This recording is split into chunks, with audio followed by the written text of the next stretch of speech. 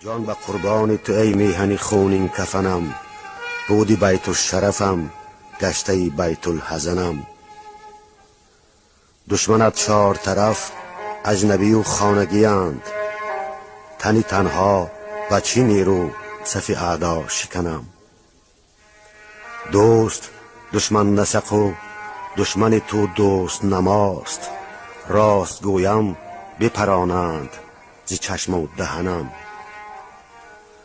تاجیکم در وطن خویش چرا متهم است، یا خطا رفته به تاجیک تولد شدنم. همه خلقان دیگر انجمن آراسته اند، در سمرقند نشد ساختنی انجمنم. گفت علامه اقبال که برخیز ز خواب، بزدل گفت فلانی است مخاطب نه منم. آن یکی در خم طلا سر خود کرد فرو، دیگری گفت بیا مهوش سیمین زغنم. آن یکی گفت غمی گاو و بز و بزغاله، دیگری گفت غمی خانه و فرزند و زنم. دامن کوه گرفتیم و دم مرکب خیش، رفت از دست همه دامن دشت و دمنم. ای خراسان تو بگو ساحت ایران ویچ کو، من از این فاجعه چون شکوه به یزدان نکنم. کو دیگر شعشعه دانش و فرهنگ بزرگ، کو دیگر کر و فر و نعره غلغل فکنم.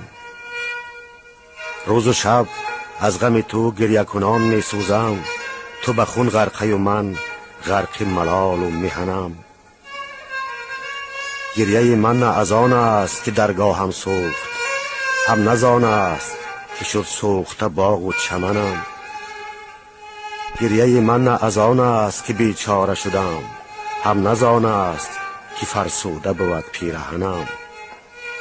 گریم از آن که تو را حکم به کشتن کردند، ای تو هم پایه و هم مایه انسان بودنم. گریم از آن که زبون مایه این قسمت تلخ، من سخن گویم اگر نیست کسی هم سخنم. گریم از آن که به جرفای چنین فاجعه نشود خیره کس از هم نسب و هم وطنم.